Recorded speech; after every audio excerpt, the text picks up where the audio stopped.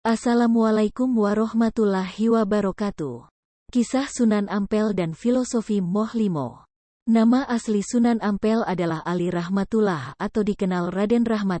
Dia lahir pada tahun 1401 di negeri Campa dari pasangan Maulana Malik Ibrahim dan Dewi Chandrawulan.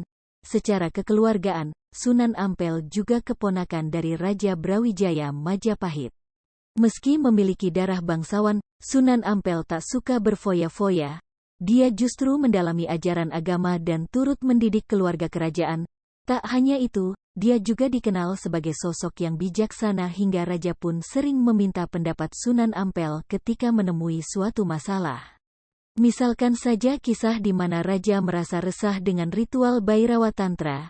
Dikutip dari Nilai-nilai Pendidikan Akhlak dalam Ajaran Moh Limo Sunan Ampel, karya Ahmad Yulianto, sebagian masyarakat di Jawa kala itu menganut aliran Bhairawa Tantra yakni terkenal dengan ritual pancama yang berarti mamsa, daging, matsya, ikan, madya, minuman keras, maituna, bersetubuh, dan mudra, semedi. Dalam pelaksanaan ritual tersebut, para laki-laki dan perempuan dalam keadaan telanjang membentuk lingkaran, mereka makan dan minum arak sampai mabuk. Selanjutnya mereka akan melakukan seks bebas yang kemudian dilanjutkan dengan semedi bersama-sama. Raja pun meminta saran Sunan Ampel untuk menghilangkan kebiasaan hina tersebut. Kemudian Sunan Ampel pun merekonstruksi ajaran pancama dengan Moh Limo. Moh Limo ini merupakan ajaran yang selaras dengan nilai-nilai Islam. Dalam bahasa Jawa Moh Limo artinya menolak melakukan 5 hal, yakni moh ngombe, tidak mabuk, moh madat, tidak mengonsumsi narkoba, moh maling, tidak mencuri, moh main, tidak berjudi, dan moh medok, tidak melakukan zina. Tak hanya itu, Sunan Ampel juga mendirikan pesantren wilayah Ampel Denta. Pesantren itu menjadi pusat pendidikan Islam yang berpengaruh bagi masyarakat di sekitarnya. Murid-muridnya yang telah dibekali ilmu pengetahuan mengenai agama Islam kemudian disebar ke berbagai daerah. 2 muridnya yang terkenal adalah Sunan Giri dan Raden Patah. Kisah Sunan Ampel dan karomahnya. Dalam naskah-naskah kuno yang telah diterjemahkan, Sunan Ampel juga disebutkan memiliki kesaktian yang dalam Islam dikenal dengan nama karomah.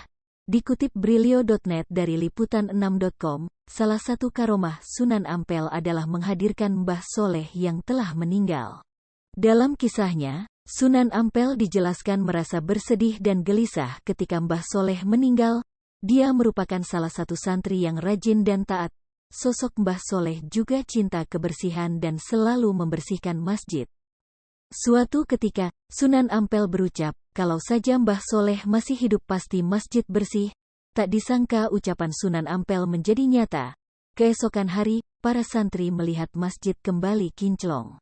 Bukan hanya itu, yang membuat santri dan masyarakat sekitar kaget, sosok Mbah Soleh kembali hadir. Masyarakat saat itu meyakini pembersih itu adalah Mbah Soleh, santri Sunan Ampel, dan seiring waktu, Mbah Soleh kembali meninggal. Sepeninggal Mbah Soleh, Sunan Ampel terus mengulangi pernyataannya. Ucapan, kalau Mbah Soleh masih hidup dan masjid jadi bersih, itu pun mengundang kehadiran Mbah Soleh di masjid yang didirikan pada abad ke-18 sekitar 1430 Masehi. Demikian terus berulang sebanyak 9 kali. Kehadiran Mbah Soleh berhenti usai Sunan Ampel meninggal. Makam Mbah Soleh sendiri terdapat 9 buah di pelataran masjid. Dalam cerita rakyat, ada 2 keyakinan mengenai Mbah Soleh. Ada yang menganggap sosok yang hadir hanya menyerupai Mbah Soleh yang sudah meninggal. Namun, banyak yang meyakini kehadiran Mbah Soleh berulang kali tidak lain juga lantaran karomah yang dimiliki Sunan Ampel. Terima kasih banyak telah menonton video ini. Semoga kalian senang dan dapat bermanfaat. Jangan lupa subscribe, like, and comment Reninet TV. Wassalamualaikum.